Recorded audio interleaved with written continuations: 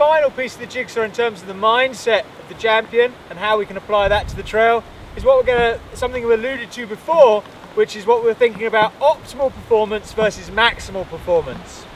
What we're looking at here is it's very easy to ride the trail flat out, push it as hard as you can, and you end up making mistakes. If you're riding at optimal, you're riding the trail at a speed that you can manage, and you're riding as fast as you can without going over that limit. It gives you a little bit of an operating window. If you think about it, coming up to 90%, the optimum speed to be riding at, you've just got that 10% there if you need it. If you're riding it flat out at the absolute maximum speed, the chances are the quality of the techniques you're putting together isn't at its optimal. I could look at this corner and ask myself the question, how fast can I get around that corner? That's the wrong question. That's the maximal question. The optimal question is, what do I need to do to get around that corner as fast as I can? So you're looking at carrying that speed in, making sure that you're not pushing too hard, trying to pedal everywhere, making the bike work for you rather than against you. It sounds very simple when you talk about it in this way, but it's so easy to get caught up in the moment and look to push as hard as you can and ride at that maximum without even realizing you are. Just bringing it back a little bit enables you to focus on what you want to be doing, think ahead, look ahead, and really start to read the trail and bring together all of the elements that we've looked at in this feature.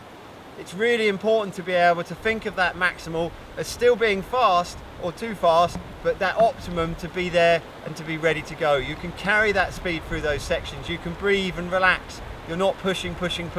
It makes the ride a lot more fun and gives you a lot more chance to enjoy that ride. And that's really why you see a lot of the top riders having so much fun on their bikes. They're not pushing overly hard, they're pushing as hard as they can. It's their optimal, which happens to be very fast, but you're looking to ride at that rather than push through it. If you work at optimal over maximal, all the energy you put in is transferred into speed, whereas none of the energy you put in is wasted. There's no fighting the bike. There's no battling with things. There's a gentle coercion and a push through. It's easy when we're trying to pedal fast and hard to get up and over the front of the bike. There's a lot more input that we've got to deal with, rather than sitting in the pocket and dealing with the energy inherent in the trail and managing that energy and turning the bumps into speed rather than to stalling effects. So by thinking optimal, we'll carry more speed, we'll stay more relaxed, and it'll feel like things are happening more slowly, even if we are going that a little bit faster. We've all heard the saying, slow down to go quicker. What we're talking about is ride at optimal to go quicker. If you can find that little zone, get in the zone and work it, you're going to be riding a lot faster and enjoying the whole ride a lot more. The big danger of overcooking your speed is that your body catches your brain up. And you get these moments of, I haven't thought through this section because I haven't had time to do so. When your brain stalls on the trail, the likelihood is your bike will stall on the trail.